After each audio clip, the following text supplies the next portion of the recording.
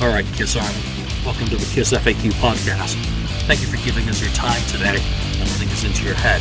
I hope we don't do any damage. This is a Kiss-related podcast by the board for the board. We hope that you enjoy.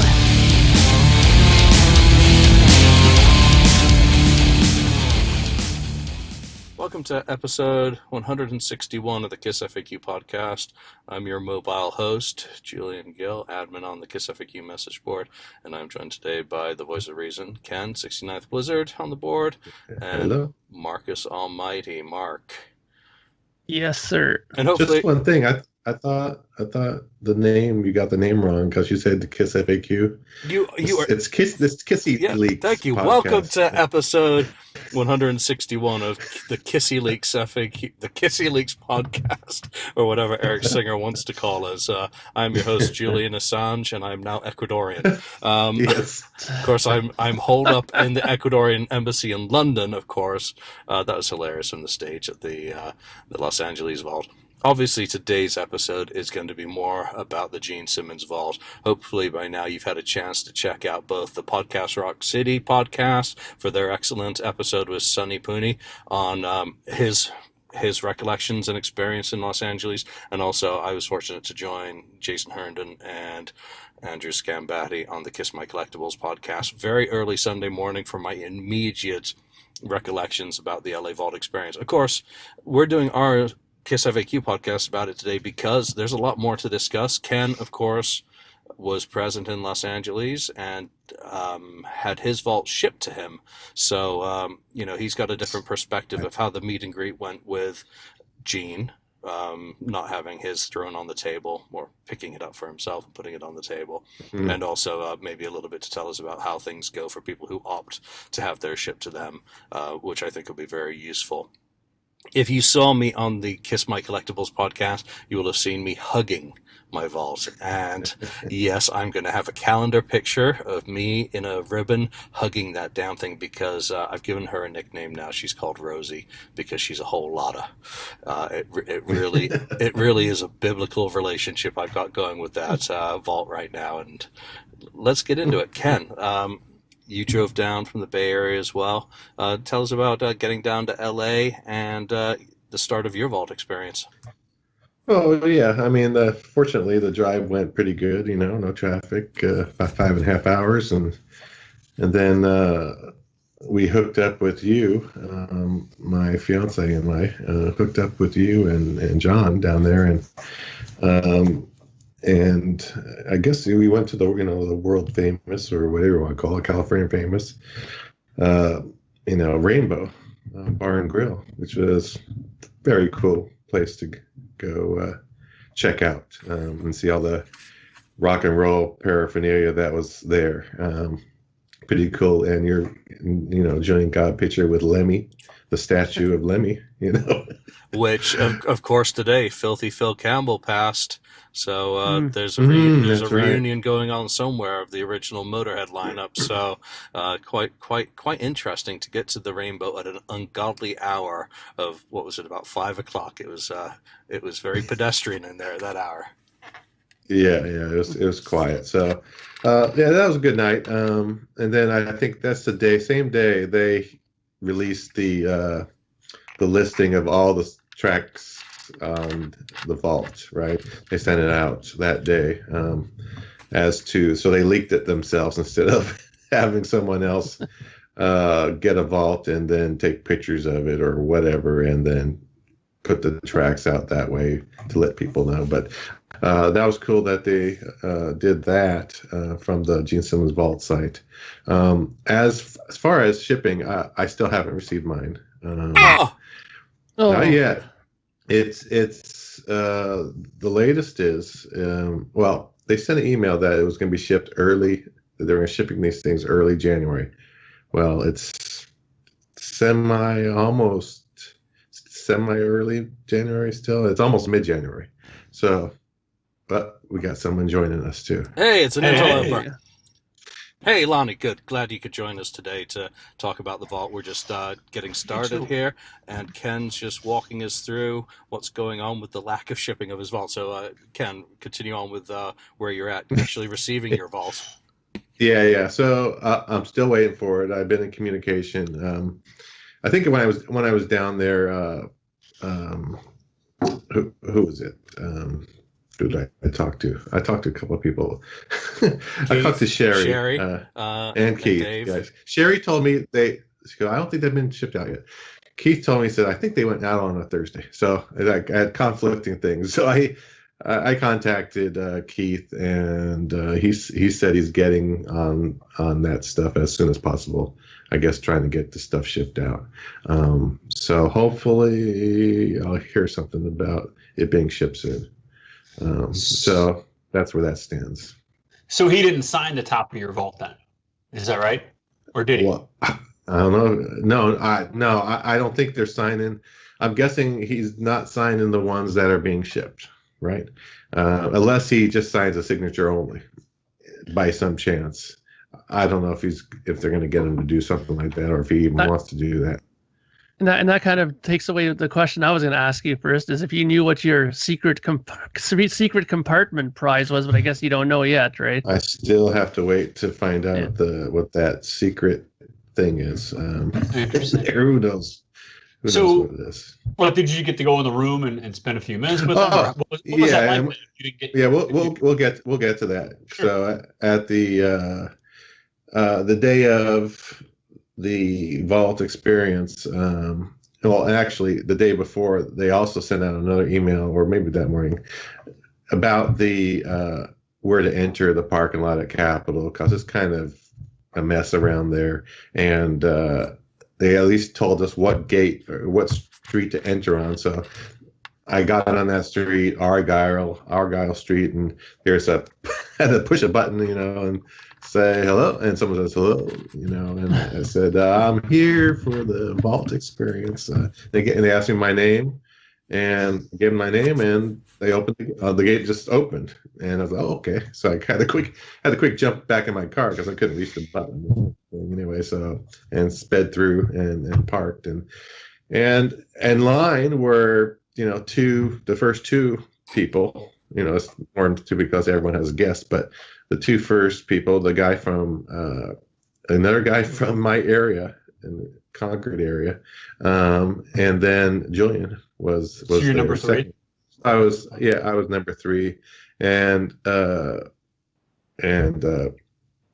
Keith was very nice to provide. He was there. He provided water and some Gene Simmons colas, whatever, the money bag colas and root beer, whatever it is, to people who were standing out there in line. So that's what happened at first there. And Julian, did you want to step in at all? Or? Yeah, what I'm going to do today is I'm going to jump in. Obviously, I put out feelers for questions from people on the board and elsewhere about what they want to know about the vault to go along with Lonnie and Mark's questions. So I'm going to go to our first question, and I didn't do names for who's asking these. What number vault did you get? Are they randomly handed out, or did you end up with number 2 vault because you were number 2 in line? I'm number 130, and it's etched on the vault plaque inside your vault. So they'll be handed out randomly. There's no way they're going to keep track to make sure that you get the number that you may be in line. And, it doesn't matter. And I say this, as long as you get a vault, it could be number 666 for all I give a shit. As long as it's got... Somebody might like that. Yeah, as long as it's got its content... Well, I mean, Bruce, what was that track he did a few years ago, the numbers? Shit, it was the instrumental, 495. I gave him copy 495 of the Kiss Album Focus way back in 2000 something. So, the numbers, it's irrelevant. I'll do one other quick question here, is sound quality. Are most of the songs unheard, or have collectors had these songs? Well, about the sound quality, it varies. Paul Stanley loved 24-track recording at Electric Lady. Gene Simmons liked recording on a tape recorder in his closet. So there's a variance in sound quality. Is all of it good enough to pay for? Yeah, it is. But there are 2 tracks, there are 4 tracks, 8 tracks. It really does run the gamut. And obviously, going back to 1966, and My Uncle Is a Raft, that's a very lo-fi recording. But in terms of its importance emotionally and historically to Gene Simmons, it's worthwhile of being on there. So another one, a good example of a lower quality one, is the Bob Dylan work tape. Now, some people are going to love 15 minutes of running a tape recorder while two legends, work together. I've already deleted that from my playlist because once was totally enough. I left the songs from that track. All right. The Love Gun teaching demo, that kind of thing. Yeah. Was enough. I got a question. Jump in, Mark. Go ahead. I got a question. So now that you've kind of had a chance to absorb it a bit, what is the biggest surprise song that you heard on there, and what's the song that you were disappointed that maybe didn't appear on it? That's one of the questions I have on here. And you know what? What is this? It's so tough because I have not digested it. Taking 166 songs, and here we are. 5 days later? Yeah. I wasn't able to rip it because I brought my Mac with me and it doesn't have a CD drive, and I couldn't get the external working properly, so I could not rip it in time to have it on the drive back with Jonathan and start listening to it. I've listened to it probably maybe 5 times over, all 11 discs. There is stuff that jumps out at me. Right now, I'm going to say Dial L for Love is an absolute mind blower. It's if anyone bought Eric Carr's Unfinished Business, we were led to believe that was all they had of that. And that is a pretty crappy quality song on that package. It's a full crystal clear fucking vocal version on Gene's Vault, and I had never heard that before or had it in my collection. Another point to make on that is a lot of us are hardcore collectors, and there's a lot of out there that has circulated for many years in many formats. The quality on a lot of this stuff is better than what was out there. So then again, you can't take, because it's circulated unofficially, is not a valid kind of measurement for the material on this box set, because this is the official release of it, and for a lot of people it's going to be completely brand spanking new. For assholes like me, well, you know what, like I told Gene in person, and I will put this part into the show, I said, Gene, thank you for the opportunity of actually paying you for stuff that I've listened to for many years. So that totally rings true. Gene, thank you for putting this box together finally. I've been waiting since we were first talking about Monster and Alter Ego, about doing it, and I've owned I bought some of your stuff in the Butterfields auction, ended up with your Stanley with Aaron acetate, which getting to hold that in my hands, I sold it on to a collector in Switzerland. He wanted it. I like it. You got to pass it around. But now, what we get in here, and not just me and the guys who kind of are in the demos and all that side of things. Well, you never know. Now we get to pay you for it, which is really nice. It's a little bit. We've enjoyed collecting stuff over the decades. Now we get to say, Gene, here's our credit card, and you're giving us a wonderful gift. How much do I like him now? A lot. So, Lonnie. Well, I guess one thing I wanted to know was kind of on the same tone as what Mark was saying, but what was there when you got it, you got to see the track listing a couple days before it came out. Did you say, yeah, that's what I want to listen to right off the bat? Was there certain tracks on there that you couldn't wait to hear? Or I know you said on the other side that you listened to the bonus disc first, but were there certain tracks that you were like, yeah, I want to hear that, or I want to hear the Van Halen brothers things, or which ones were you most anticipating, and did they live up to your expectations thus far? Well, let's go to Ken on that because he hasn't yet listened to it. How are you approaching it? Yeah, that'd be a Ken? better question for Ken, I guess. Yeah, I mean, what are you anticipating? Are you going to go for any particular disc or song first when you get yours and rip it out of its packaging? I mean, are you looking for the "It's My Life," to hear that in good quality, or what are you looking for? Yeah, well, since I know this is in scrambled kind of order. This set. It's not chronological or anything like that. It's more, I would say, sound. I don't know which way he grouped them exactly, but yeah, it's kind of all over. But I probably will go to the Van Halen stuff first. I think I will, because I've been waiting so long to hear it. I really want to, and I think I've heard. I don't know. I think I heard one of them come over the loudspeaker on. In the studio, since they were playing 11, almost, well, the whole time when they weren't on stage doing something, they were playing his music on I think a shuffle, I'm guessing, the whole time. So it was, I heard a lot of the box set, I guess, because that was like an 11 or no 9 hour period of time that we were there in that building. And the box set is 9 hours worth of music. There you go. So, well, hey, there you go. Because I taped our vault experiences, Ken, in between you and me, it was quiet outside, and Gene, and here's some behind the scenes footage. Gene is asking, "Why is it so quiet out there? What are they doing?" And I think it's Mark Pincus, the president of Rhinos. No, Gene, we're Beautiful's playing right now. It's a quiet song. And he's like, "Oh, okay, good." So they're like, he also said, we're playing the whole vault for them because they've already bought it. So they had the whole damn thing queued up for us that day across. I've mentioned it on the Kiss My Collectibles, across the kind of the PA speakers. So sonic fidelity. If you were sitting there with a tape recorder, you weren't getting shit that day to put up on YouTube. Rightfully so. Yeah. I got another kind of question though that's been kind of on my mind about this. Well, first I'm going to preface this by saying that I'm extremely jealous that you guys got to go into one of the most classic recording studios that I've ever seen, and I would have killed myself to have gone there to see just for that, because that's such a fantastic recording studio. Was there something during that whole studio experience that really stood out? Like, what was the most impressive thing about that whole time in there in the studio? Like, did they do something that you weren't expecting? Like, did they treat you guys extra better than you thought that you would be treated? Or how was that whole studio experience? Ken, I'll let you go first with your impression on that.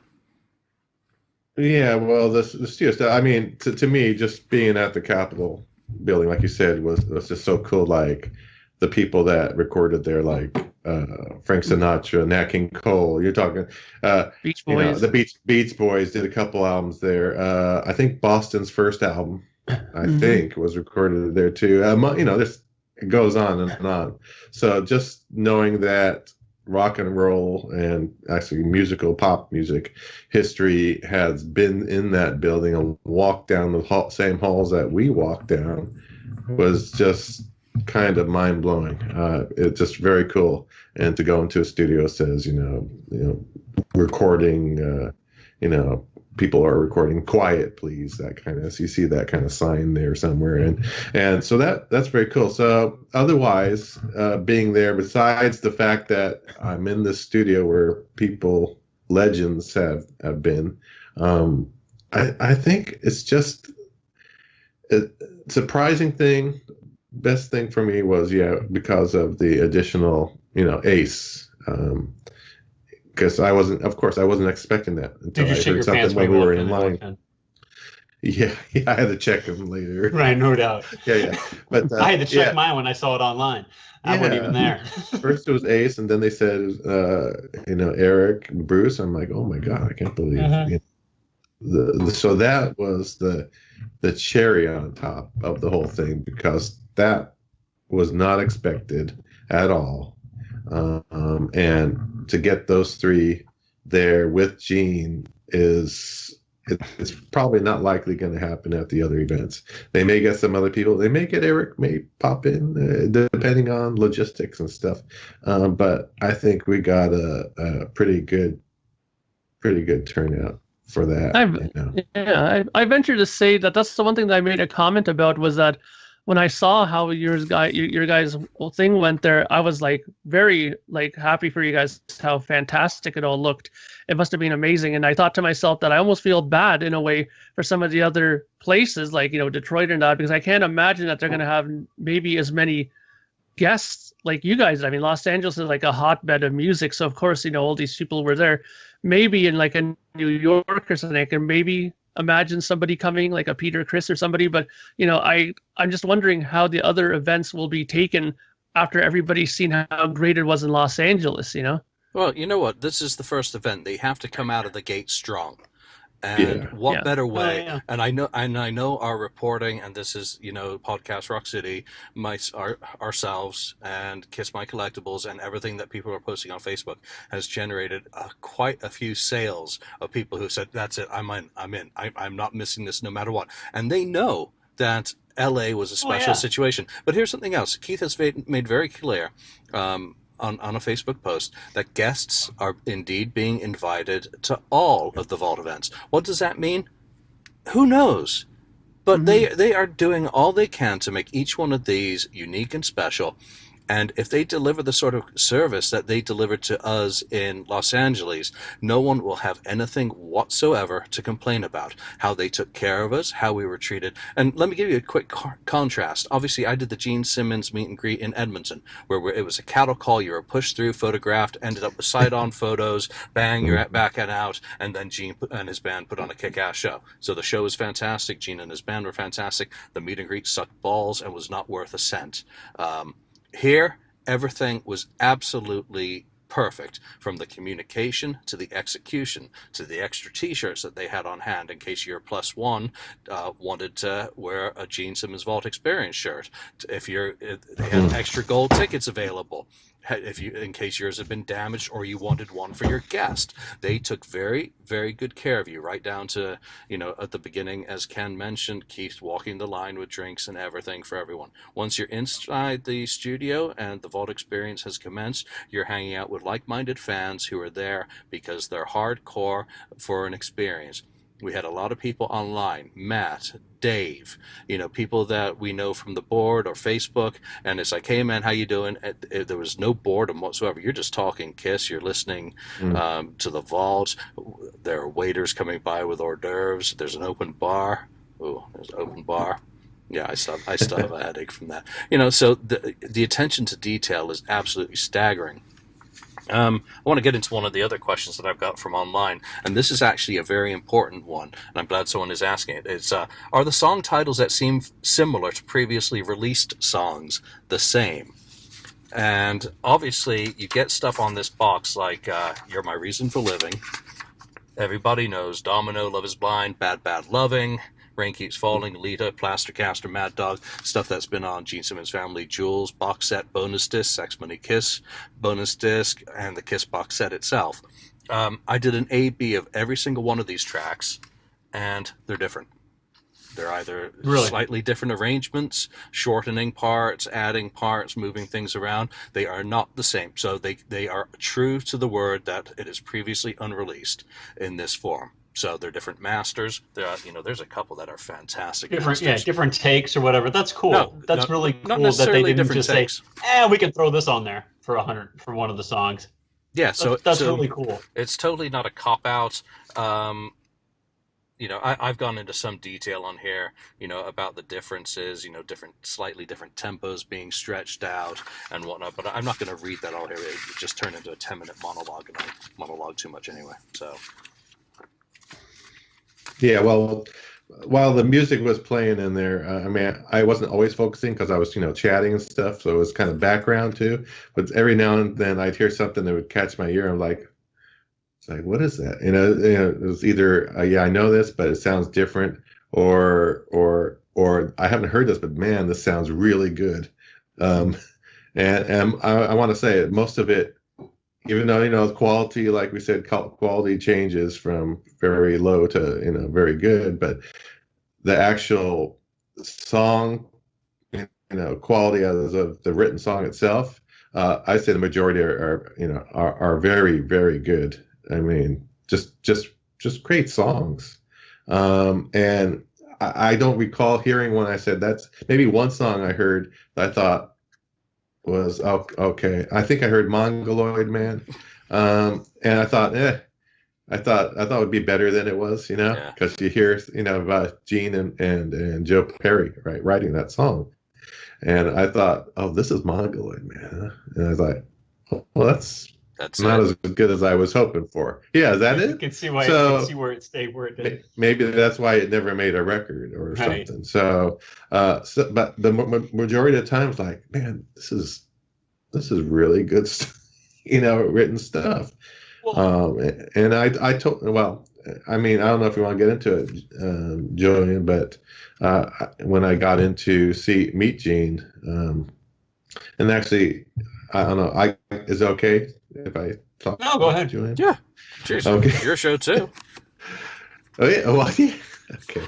Well, the thing is that so we got in there, and myself and my fiance, and he says, "Hey, kids," that kind of thing, and we come in there and they introduce us, our names, and the fist pump, that whole bit and stuff, and one of the first things he does is well, this is the deal. He went to go get the vault, so he turns. I guess this is what they told him. You're going to turn and you're going to point out, where the vault is, and that person's going to go pick it up, and bring it back to the table.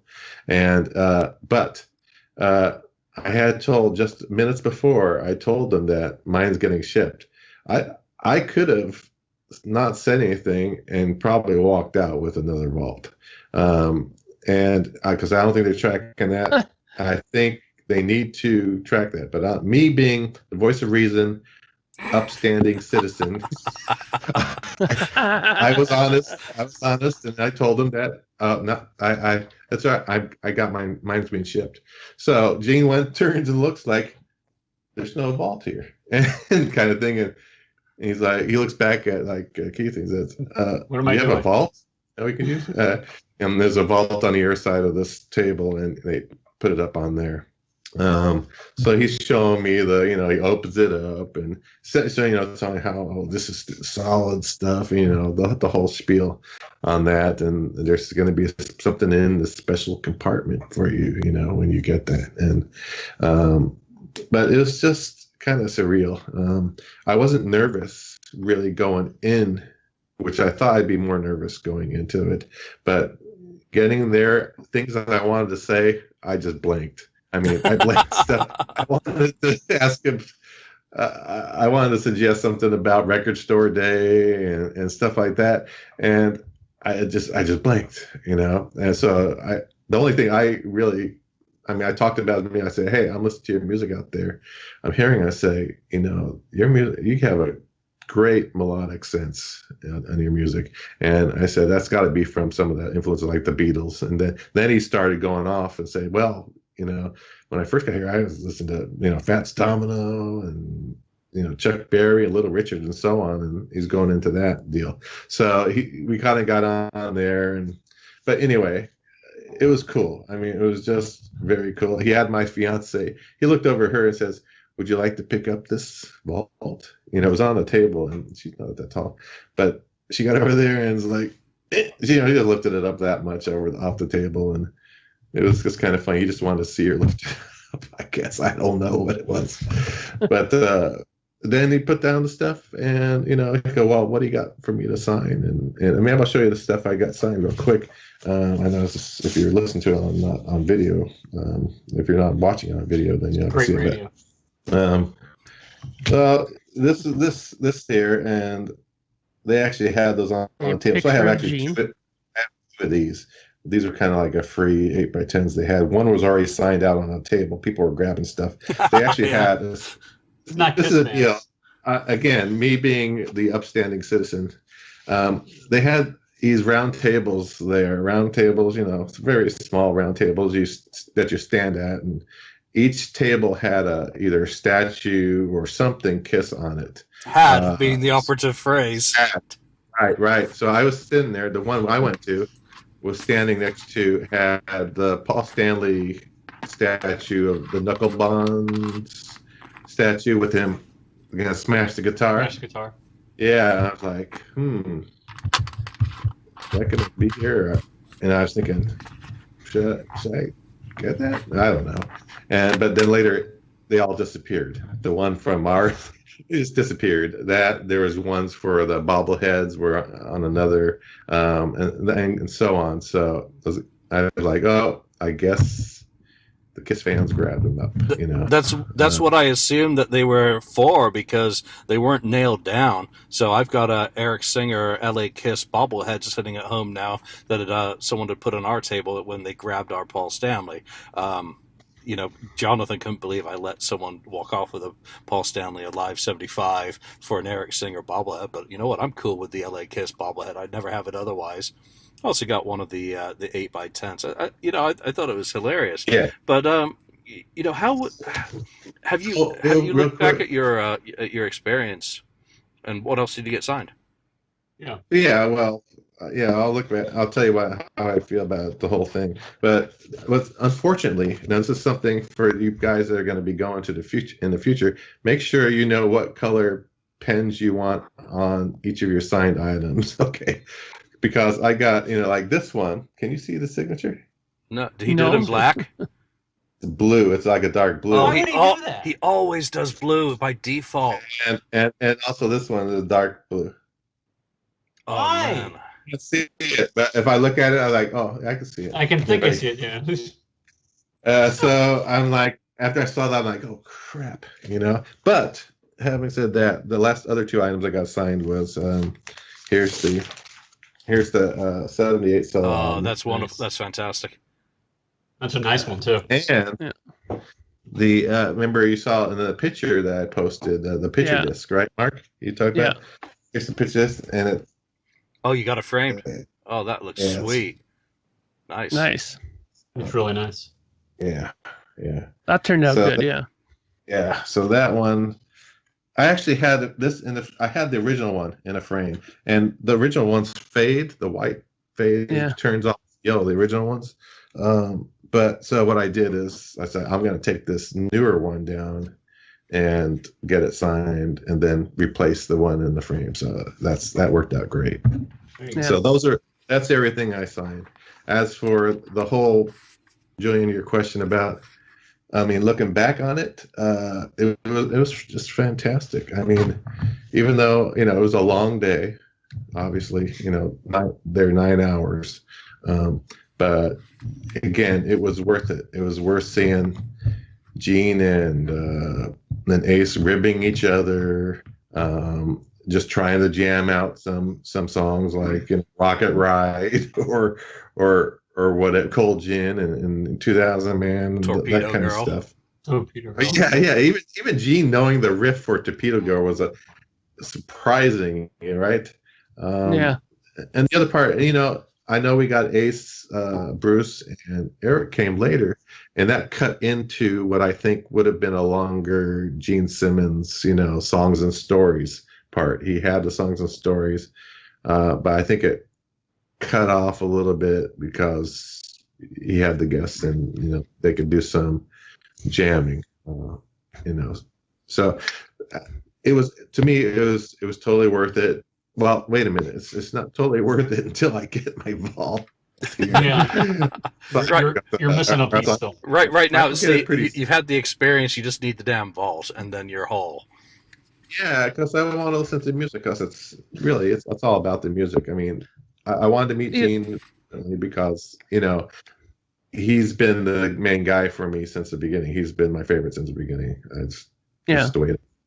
Go ahead. I got to ask this though, because one thing that I've noticed that really kind of piqued my my attention with this whole thing is that as they were filming there, like for example, Julian showed us what he had in his box, like the extra thing.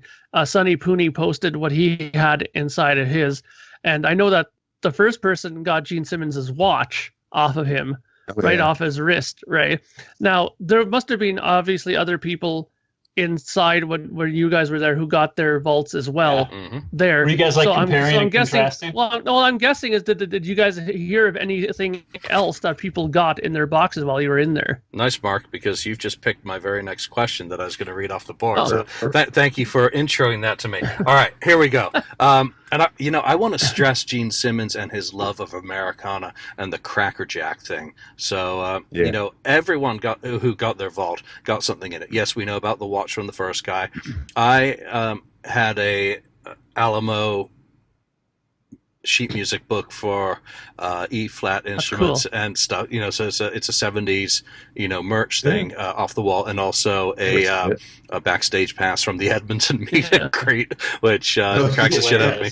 I know that someone else got a 2017 Clive Davis after party, Grammy's after party invitation that's like solid gold colored in a nice Wow. in a flash Interesting. kind of container, along with a photo pass from the Freedom to Rock tour.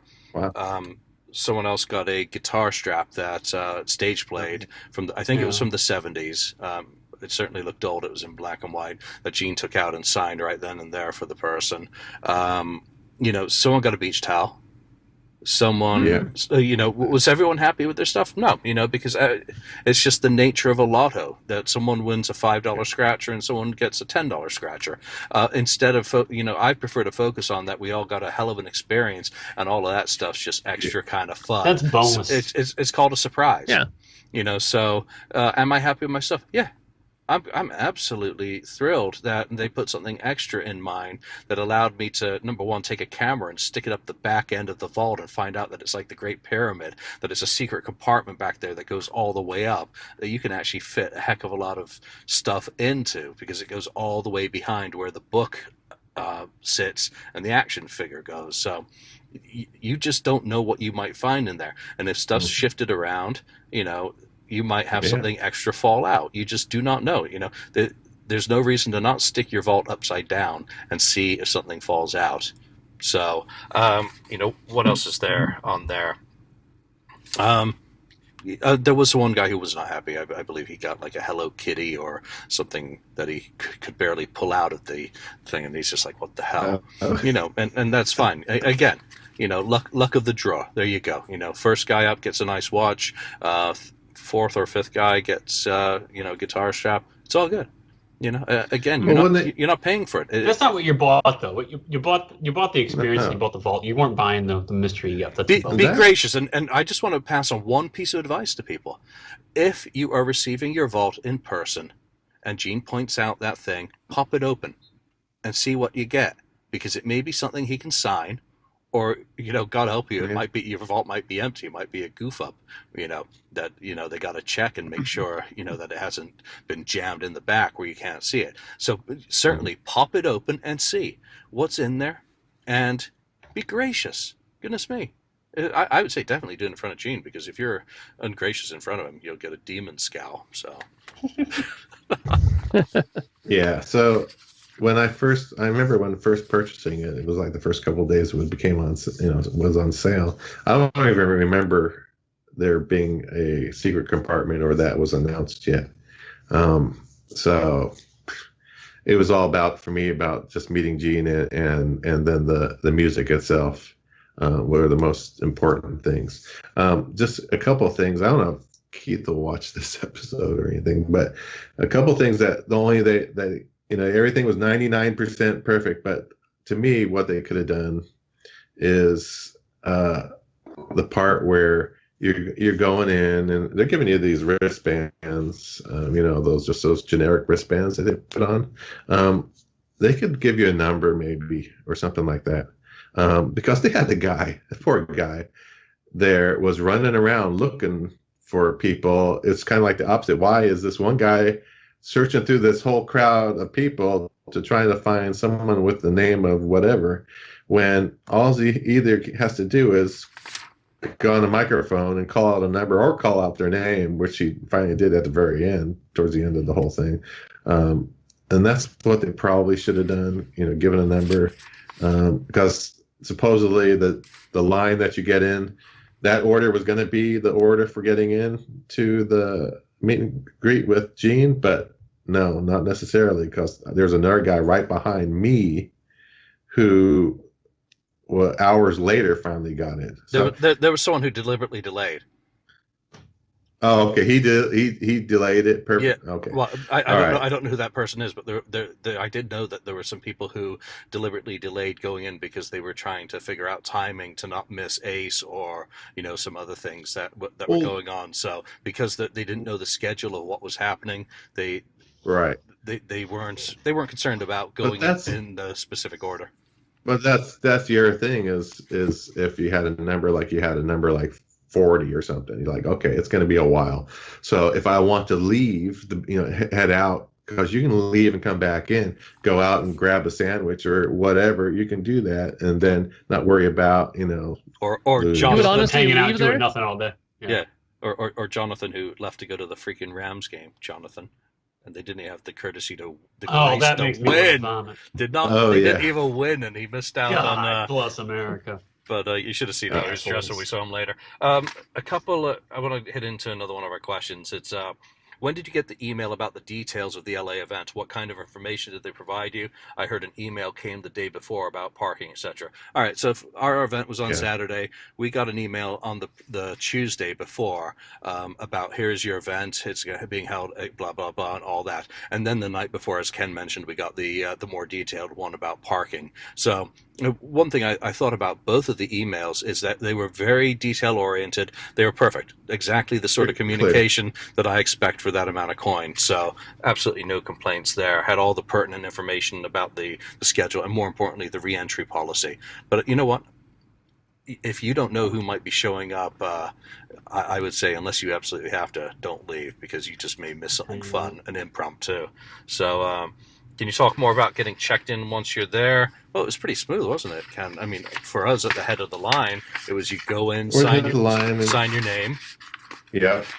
Sign your name. They put the wristbands on you, and you get shuffled down. This, I think the studios are underground, because you go down a ramp downhill, and then you turn a left and go down again. So they're underground, because it's kind of up on a hill. I would say almost a little bit. The Capitol Records building, because when we walked from a lower parking lot up to an upper parking lot, so it's kind of built up probably like that, and I think underneath is studios in the ground. So that was cool. That's really cool, because I mean, if I had a chance and I would have went to that, the only possible reason I could see myself leaving there would be to hunt down like the mastering studio or something, just try to find one of those kind of legendary rooms, just like sneak in and take a peek at it really quick, because And they're still doing mastering there. Yeah. Like Ron McMaster still masters at a Capitol there for a lot of the releases that come out now. So they master the vault there. Yeah, well, there you go. So I mean, that's incredible place. I mean, that building is so historic and such a important thing in music. So I think you guys had a great experience, just like being in there, I'm sure. So yeah, there were security guards, Mark. There was security. You wouldn't have gotten far. They wearing a KISS T-shirt like that. No, you're a marked man. They would have literally and figuratively. All right, so let's go to this guy doesn't like Bob Wilson. Yeah, send him to the Nashville one. All right, so you mentioned that you set up a personal camera tripod to film your experience. How did you go about doing that? I asked permission if it was okay to bring a camera to film it, and when I was there, right before I went in, I asked Keith again, "Hey, is this cool?" And went in and filmed it. At the end, I said, "Hey, my buddy's next in line. Can I leave the camera running?" And they said, "Sure, no problem." And then Keith brought the camera out for me afterwards. Again, with T-shirts and whatnot, just as a matter of courtesy, I asked Gene. I said, "Hey, is this cool for the photo with you?" Because it was the KissFAQ podcast, and I just did that as a matter of respect. He said, "What's that?" He said, "Yeah, sure, whatever you want, whatever you want." So that was pretty cool. Next question from the peanut gallery is: it sounds like there was a professional photographer and videographer in the control room during your experience. Do you have any more details about that? Did they film the home thing? How do you get photos and video? Well, we got, what was it, yesterday? We got notification about the professional photos that have been shot, Ken. Yesterday. Yeah, and they've already shared up the link on Facebook and everywhere. Very, very happy with the quality of the photos. They were shooting. Yeah, your picture looks. They were shooting video. Ultimate Classic Rock was shooting video. What's it going to be used for? Probably promotional. And again, there was a sign on the front saying, "By coming through here, you submit, you turn over all your rights to your whole life and your life savings to Gene Simmons Inc.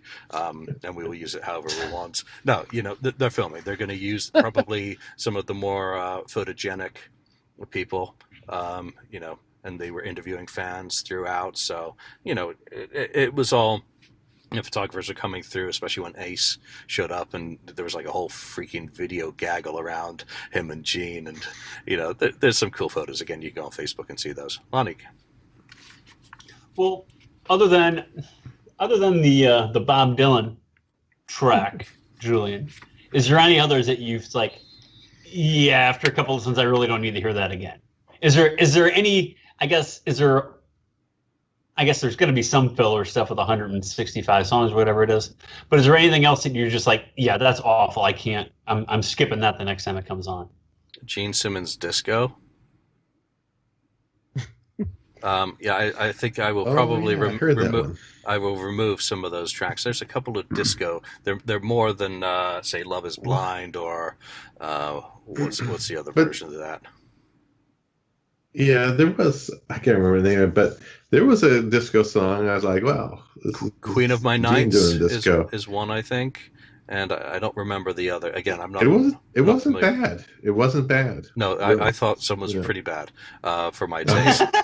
When I want to really savor the high points more. The Carnival of stuff, the Carnival of Soul stuff is just holy shit. Yeah. The Revenge stuff, like the version of Domino, I guess. That's different than what was on the box set, is what you're saying. Yeah, slightly different. Again, to a certain extent, you can say yes, it's a little bit of a recycle. It's slightly different.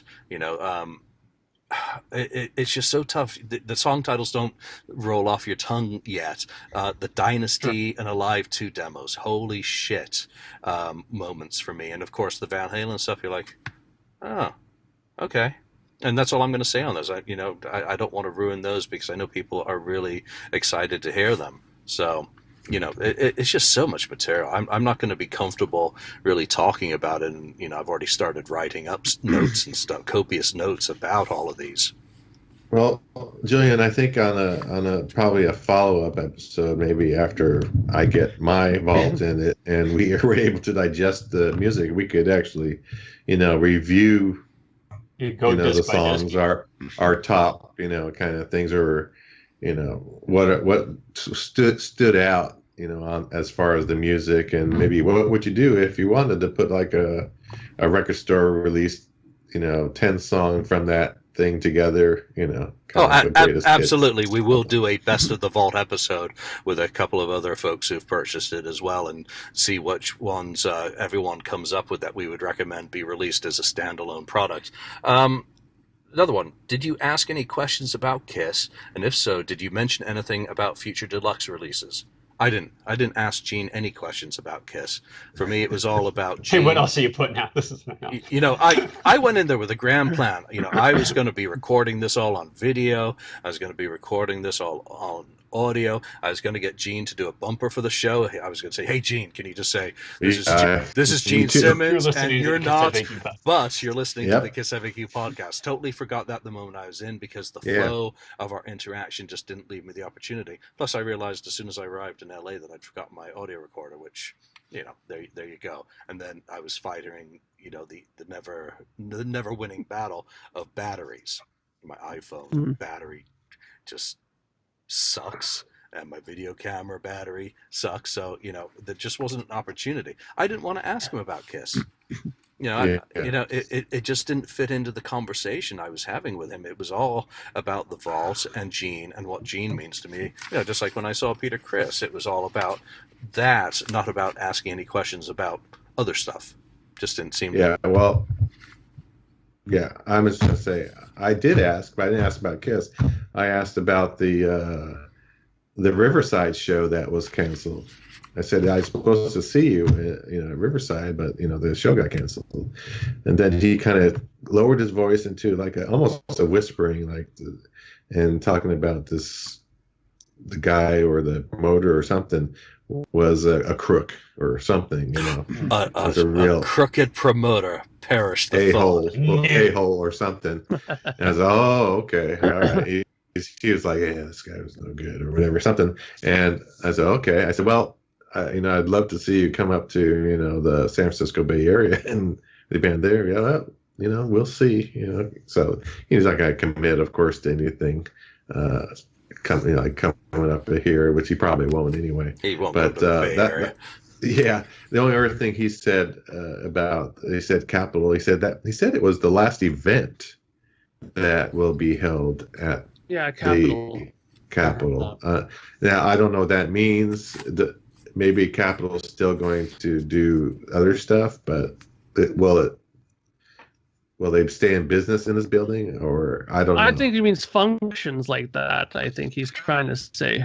I don't think I think the studio's still doing well as a business. I mean, right.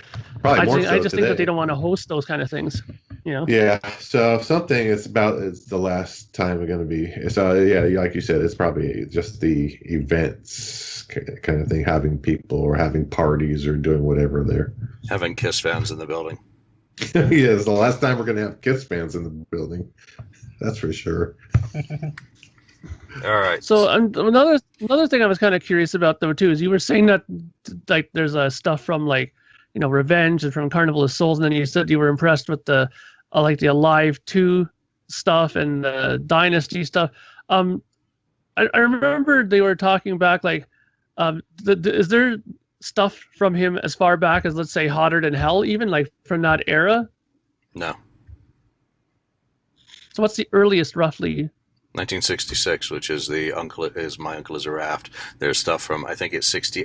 Here's one of the downsides to the book. The book is a monster. It's beautiful. The detail that Ken put into writing up each of the songs is wonderful. And that's Ken Sharp, of course, not Ken, our Ken. Yeah. Our other Ken.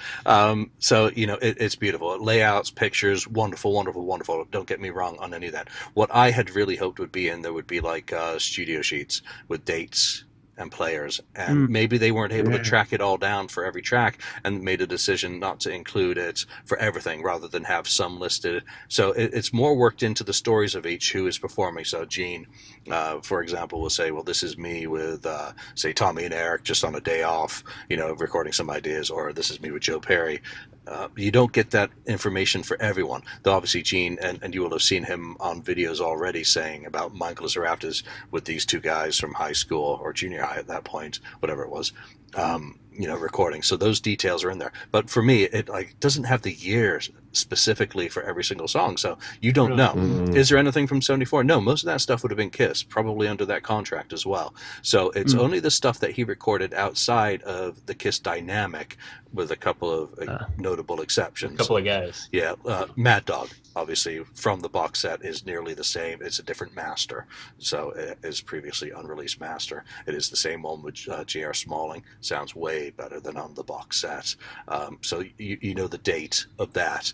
But also because we know the history. So that's something else I'm working on, writing up a feature that will have all those kind of missing details that we know of from independent research. So, that's kind of interesting. This is also a tack on to Mark's question, which one of the other ones from online is, can you please give your insight and review on all 166 tracks? No. Please, let's start with track 1. Yeah, sure. No, but, number 1, buy the vault. Number 2, I'm not going to ruin it for people who have bought the vault who have yet to receive it.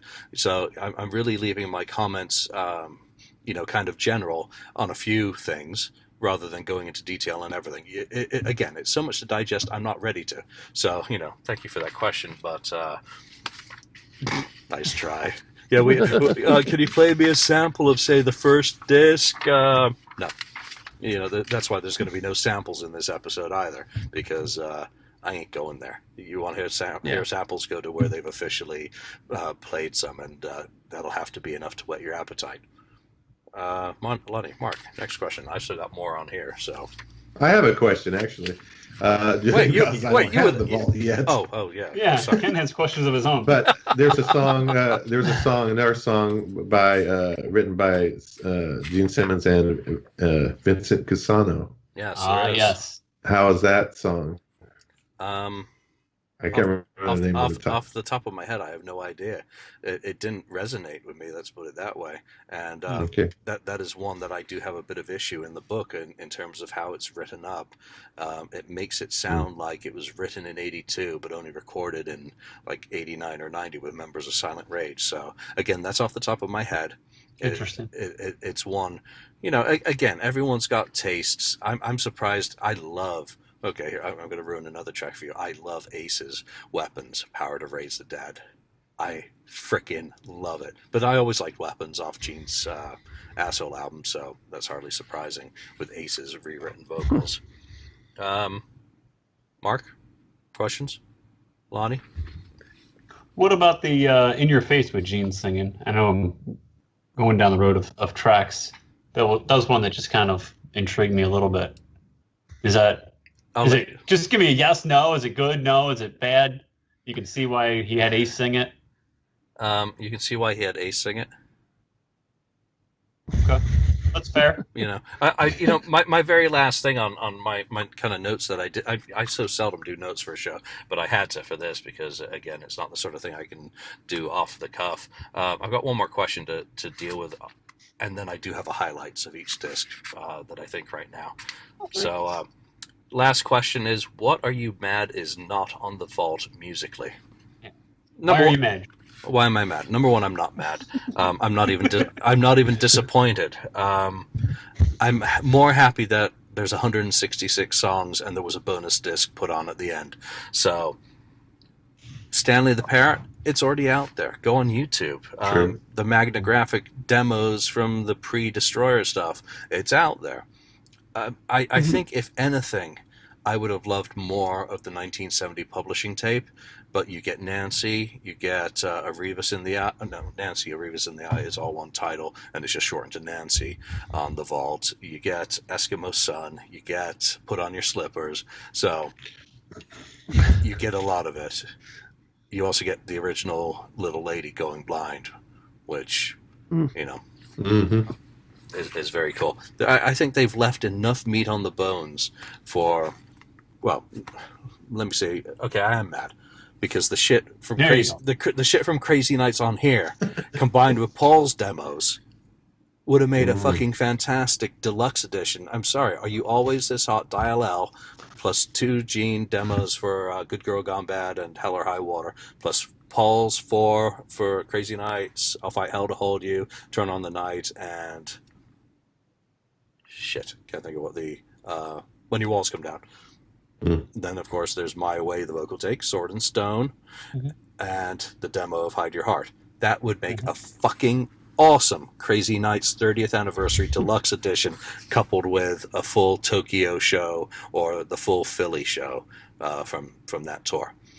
And now hearing them, I'm like, well, fine, I can cue them up myself, and I would still buy it in a minute if Universal did it. So that's the only thing I'm mad about. That there is material for deluxe editions that could have been included from here. But you know what? If Universal's not interested and the sales numbers of, say, Destroyer Resurrected or Love Gun Deluxe were so poor that they don't think Kiss can justify it, regardless of the quality of the product, kind of shooting itself in the foot. It's a circular argument when it comes to Kiss. At least the end result is that these are here for those of us who are able to do the product. I monologued again, I'm sorry. No, it's good. And it also bordered on I enjoy rant. a good Julian monologue. It was a rant monologue. So. All right, so what else? What other questions? What other thoughts? The vault itself is made out of high quality. I nearly said it. I nearly said balsa, plywood. So it's wood. Yeah, it's wood. wood. It is sprayed. Some people have noted that the faux rust blotches don't look as good as on the prototype. And no, they don't look as good as on the prototype, and that doesn't matter a bit to me. The damn thing opens up and there's a light inside. Yeah. Yeah, the light's really cool. You can seek enlightenment inside the Gene Simmons vault, as well as music.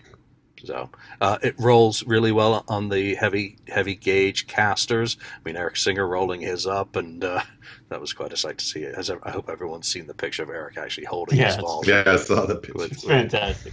He was walking around. He's like, Gene sideminded me, blow me. I was like, what? He's all proud of himself. Yeah, he was so cool. It was great to see Eric and Bruce. Lonnie, half of the Revenge lineup. Heck yeah, that's what I mean. Yep. Ace walking in, then you got three quarters of the Revenge lineup. Well, that's the other thing is, for me, I got a picture with Ace, and I'd never met Ace before. You have Oh, really? So That's wow. that was my first time meeting Ace. I mean, I'd seen him in, live. The last time I saw him live was back in, whatever it is, 90 or whatever, when the Freelace Comet thing was going on. But yeah, I mean, that was one on my list that, I wanted to meet him and get a picture, and it was just lucky, Unexpectedly very got to lucky. mark it off. That's really cool. And of course, I'd forgotten to get. We both forgot to get pictures with Bruce in L.A. last January, didn't we? Or did you get one with him? I got one with him this time too. Just- yeah. yeah, 'Cause I didn't have a picture with Bruce, so I got that one too, and I got one with Eric. So I got one with everybody. So I got them it both worked together because I just happened to be chatting with Eric, and then Bruce came by, and I was like, "Oh wait, Daniel, can you take my picture for me?" So I was thrilled to get a photo with both Eric. I mean, Eric, I've kind of hung out with briefly in 1999 or 2000, and didn't bother getting a photo. It wasn't a appropriate thing, but it's just nice to have that memory, that interaction with members of the band, and of course he's a current and past member of the band, rolled up into one. Actually, I do have one question, just because I kind of saw this just the other day on one of the Facebook pages. What are the logistics of buying this whole box set thing? Because the reason why I'm asking is because I could have sworn I saw somebody say that they were going to 2 separate events. Does that mean that you can buy 2 of these if you wanted 2,000 a pop, and just I go don't think to they're going to tell different you no if cities you and want get to buy them just multiple. to have events? You can buy as many as you want, I'm sure. Yeah, you can. There was one guy who bought 3 of them at the LA. Oh, really? To bring additional people to. Obviously, Gene Simmons will not say no to your credit card. And we probably should have dropped it in earlier that, for all those sorts of questions and details, go to www.genesimmonsvault.com. And if the answer is not in the FAQ that they have there, call their customer service line and speak with one of the brilliant people who will be able to answer those questions. They have been combining multiple events.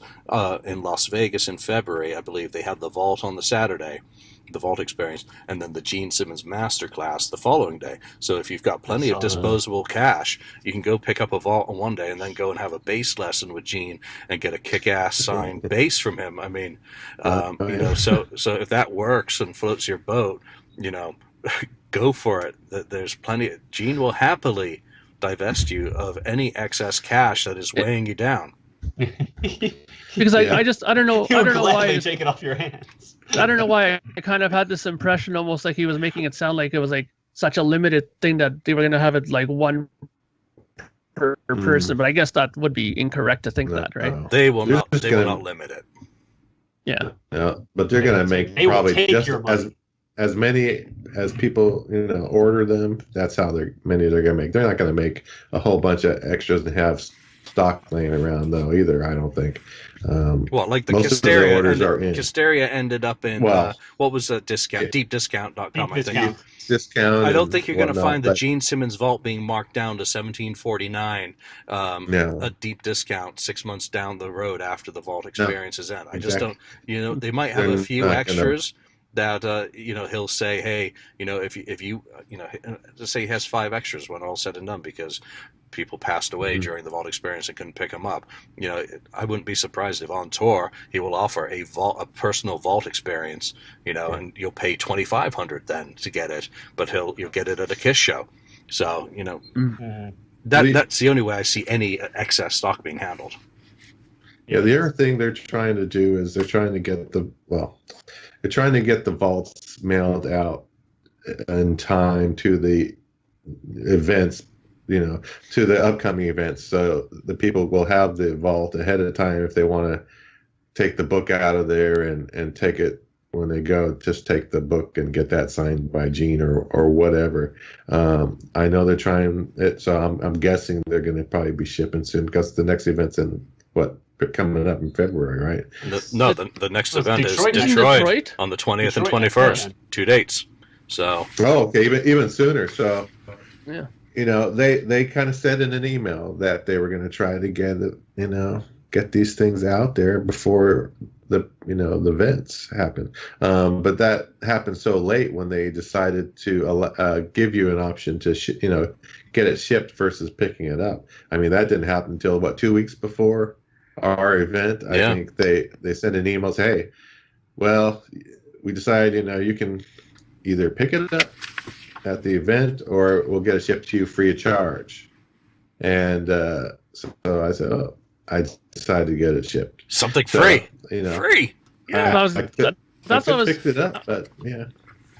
I was kind of wondering about that, like why you opted to get it shipped as opposed to just picking it up there. Well, it was kind of the thing is how big it was, and Jesus Christ, how big! Fitting in my Challenger is a challenge. Another thing. It'd be a tight squeeze to get that in the Challenger. Yeah. So I think it probably would have fit in my trunk because actually the trunk's pretty good space. But I thought, you know what? I don't know the logistics of the whole thing. If I'm going to have to, if they're going to leave it in a box or I got to carry it out of there, or you don't want a problem on your hands. If I wanted to walk to the place, I'm not going to want to walk with the vault from the hotel to the. I mean, what am I going to do? Roll it up the freaking road to the hotel. Look at this guy. Oh no! Well, I don't want to do that too because of that area. So yeah, there's some unpleasant things on the streets there. It was just like San Francisco. So it's similar to that, yeah. So, but anyway, so the people that have to decide, if you're going to get it shipped or if you're going to pick it up at the vault, that's just a thing you're going to have to think about. We'll have to see what happens. I guess coming up, hopefully I'll get mine soon. Obviously, our event is over, but it was too short of notice for them to ship it out in time for the vault. So. I think it was a good idea they made to offer that as an option. I mean, as I took mine out, I came in with a luggage trolley, and they gave me a box right then and there after my vault experience, and I rolled it out to the car, popped my trunk, and I was like, oh shit, it's not going to fit. What if we'd had two of these? So mine went in the car in the back seat with a seatbelt around it for the drive back. That's what I'm saying. Fortunately, the parking lot at Capitol was secure, so I could leave it in there all day. That's good. And I did eventually go back there and pop it open. While you guys think it's some final questions, if you have any, I'm just gonna go through my last section of my notes here, and it's what are the highlights? And what I've done here, and it'll probably change as I listen to the vault more, but I picked a track or two off each of the discs that jump out at me right now, and I'll see if I can remember why as I go through them. All right, so disc 1, Juliet. Not because it's similar to my name, which is now spelled with an E, of course. Julian. It's got a Living Color Cult of Personality sort of vibe to it musically, which just is a cool dynamic to kind of hear from Gene, for me. Disc 2, and I mentioned it earlier, Weapons Power to Raise the Dead, Ace's stuff. It harkens back to, if you've heard the old demo of Darklight called Don't Run, where Ace starts has a spoken kind of response. Yeah, you don't always know. Yeah, something like that. I don't remember no one knows the lyrics to that song off the top of their heads. But he does a little bit of that in this song, so it's kind of neat.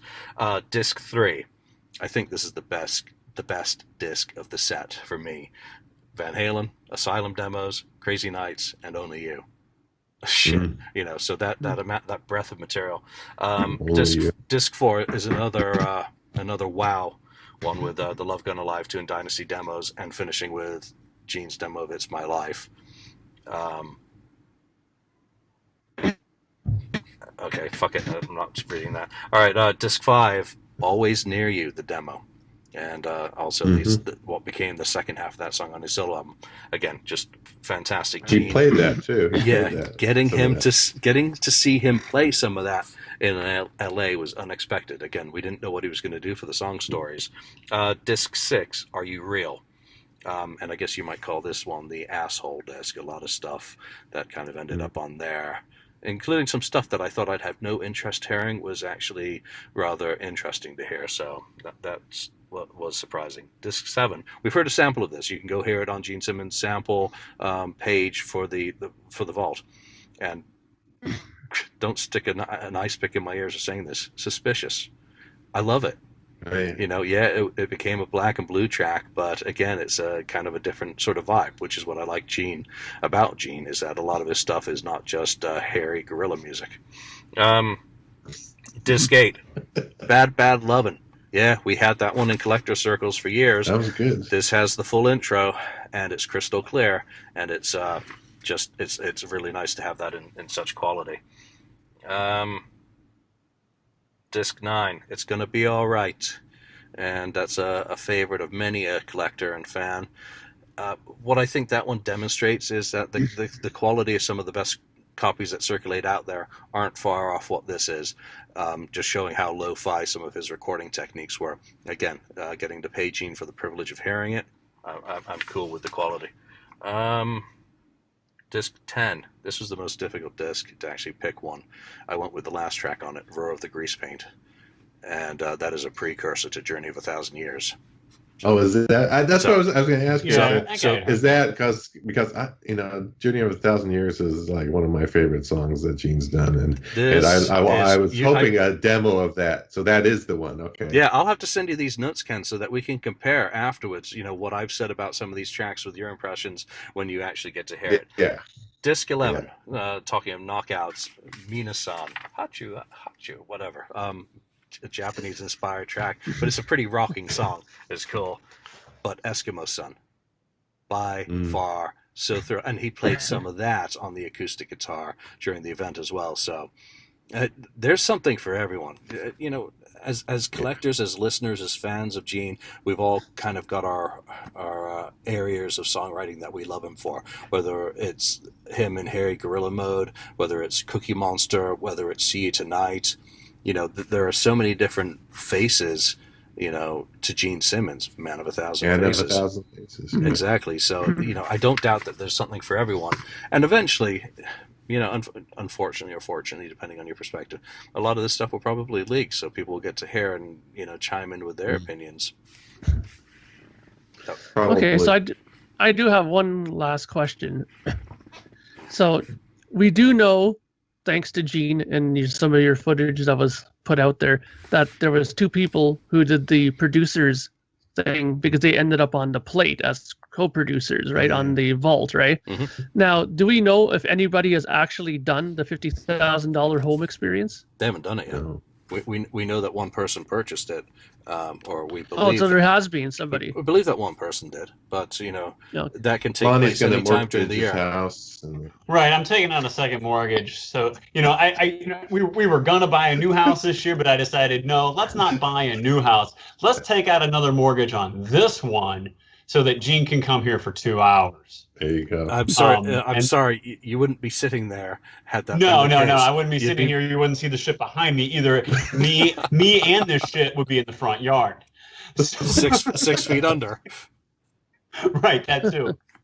So, I'm just curious because I know that they made a point of saying that there was those two people involved in the producers part. So Yeah, if I won a lotto, I would do it. It looks like all of those producer experiences. Those are the only two that happened, and that's fine.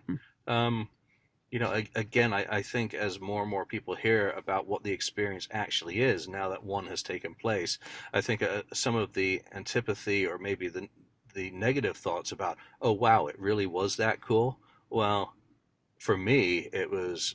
All of a sudden, I stopped trying to justify this expense in my head. It helped that I'd managed to pay it off the week before. I'm not trying to make it a negative. I'm just out of just total curiosity of how it went. I'm not saying that it's a bad thing. I would do it if I had the money. I'm not taking you asking as a negative at all. A totally valid question to ask.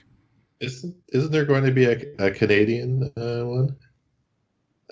Vault experience? I thought there was a Canada date on there, right? Toronto was a good seller. They might invite Bob Ezrin. There you go. Boy. Nice. I'll be there for that one. That put Mark over the edge. Mark would have to do it. Yeah. I'll make sure I sell my stuff for that now. You'll end up shitless for life too. With Bob. Another thing before I forget, I'd like to say is I want to thank you to Julian for the the video, because he let it. He kept, he could have just took his camera out of there and said, "The hell with Ken," and he's not gonna get a video. But You should have brought your own damn. or he could have told me to pay him for it or something. But no, so I was thank you for leaving it in there, and I forgot you had it. Like I said, when I went in there, I went pretty much blank. I didn't, I was just kind of absorbing what was going on around me with Gene and everything. But thank you again for filming it and providing me a copy of my experience there. So I appreciate that very much. You're more than welcome. I'm glad that we were in line together and that we were able to do that.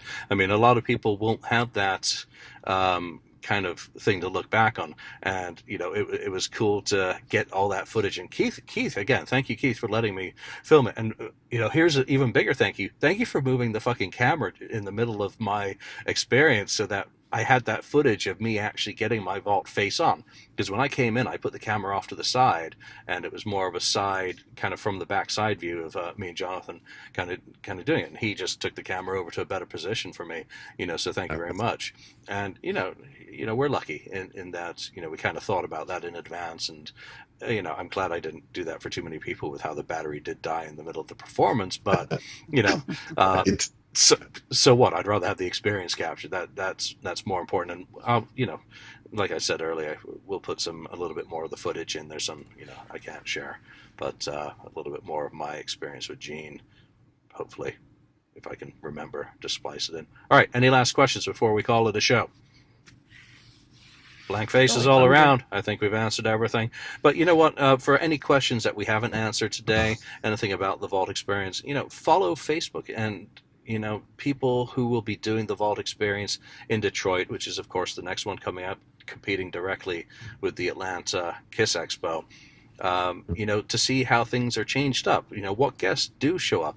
There's no guarantees of guests. You're not buying it for the guests. You're buying it for the Vault and the Gene experience. And just keep that in mind. If you do score one where people are able to come in and add a little extra seasoning, then just take it, and if they don't, enjoy the day. Talk to your fellow fans, because you're all special people doing this experience together, so make new friends, and enjoy it. Gene worked his ass off from 11:30 in the morning. Yeah, he did. I've got the timestamp on that photograph of him walking the line. That was 11:26 in the morning through just gone past 8:30 at night. He did not have a break. He snacked throughout the day and drank soda in the control room, but he worked and worked and worked, came out, worked on stage, went back in, continued working. And you know what? At the end of the day, he looked as good at the end as he did at the beginning. And he had a great demeanor, as did Ace, as did Bruce and Eric, as did all of the staff. And you know what? The fans as well. Even with all that free beer, there weren't any vomiting Kiss fans doing the slip and slide in Studio A. There was no grief, there was no aggro. It was just an experience. So thank you to everyone involved. Thank you for all the people that I met there, and again, thank you for tuning into this episode and for listening to the Kiss My Collectibles episode. Check out the podcast Rock City one, and stay on Facebook and see what else crops up on these Vault experiences. There's a lot more to come, and of course Paul Stanley's doing Soul Station in Japan, so lots of stuff happening at the moment. So I guess for now, from Ken, from Lonnie, from Mark and myself, thank you for listening. We will see you next time, and some of us will see you in Atlanta next weekend. I don't know if we'll have an episode next week, so if we don't, we'll see you in Atlanta. Stop by and say hi, and there'll be lots of books at my table, and I'll probably bring some vinyl too. All right, bye for now. But before we do anything, I want to present you with something special. You're giving us a lot today. I want to give you a copy of Kiss on Tour. This is your touring history, 1973 to 2017. Turn around, you guys. See this. There we go. Thank you for spending time listening to the KissFAQ podcast today. All sales are final, there are no refunds. If you'd like, look us up on Facebook or come over to the KissFAQ message board and discuss the topic we broadcast today. Don't forget to rate us on iTunes, Spreaker, or wherever you've listened to the show. We hope you'll join us again.